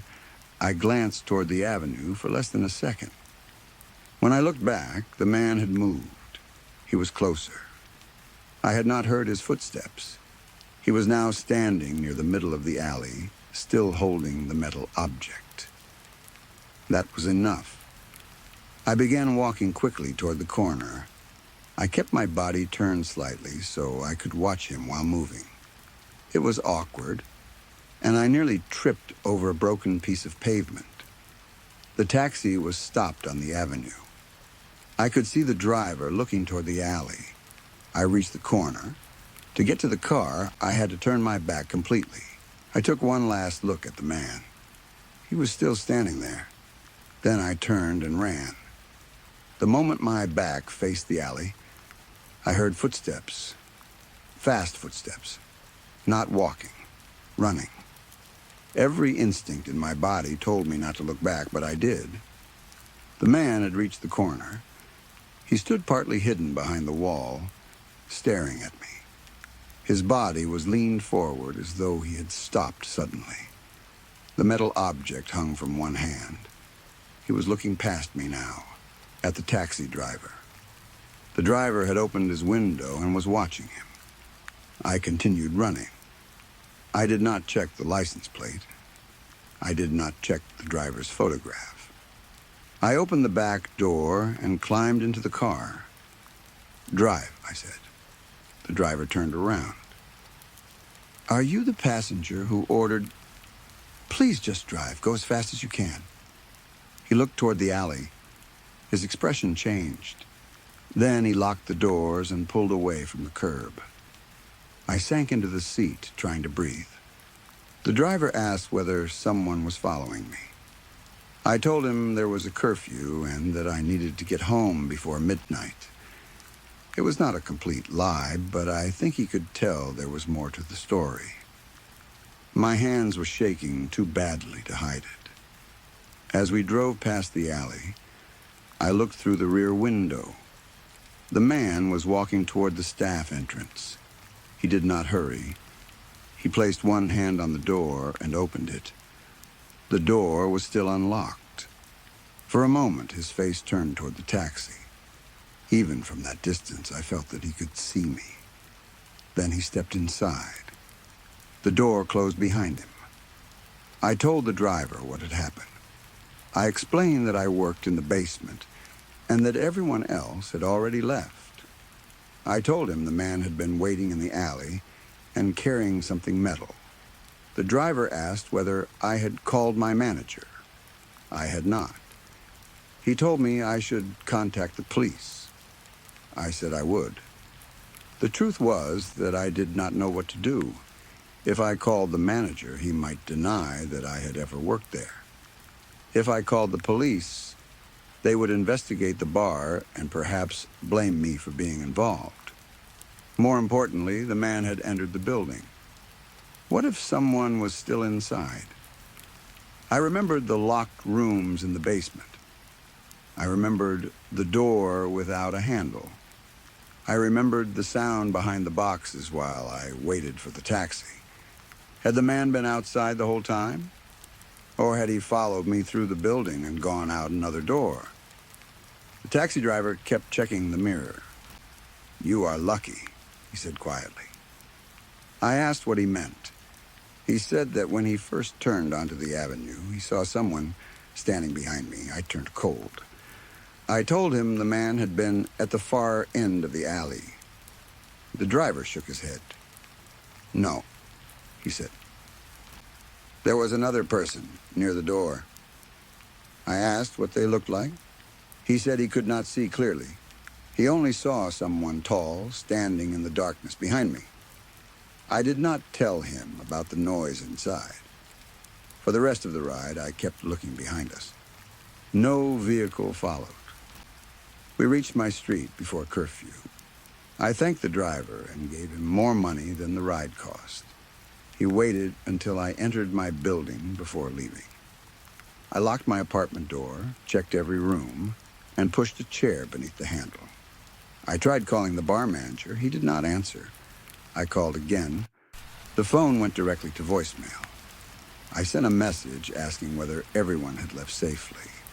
The message showed as delivered, but was never read. I barely slept. Every sound in the hallway made me sit up. Whenever a car stopped outside, I looked through the curtains. At around 3 in the morning, my phone rang. The number was hidden. I let it ring until it stopped. A minute later, it rang again. This time, I answered without speaking. For several seconds, there was only silence. Then I heard music. It was the same Korean song that had played in one of the private rooms earlier that night. The sound was distant and distorted, as though the phone had been placed on the basement floor. Someone was breathing beside it. I hung up. The number called again immediately. I turned off my phone. This morning, I checked the news.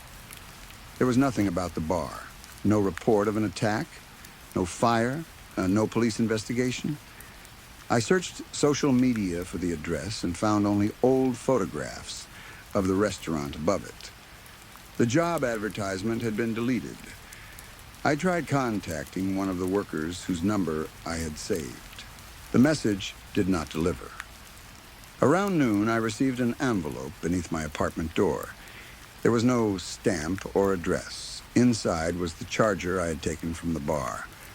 For several minutes, I stared at it in confusion.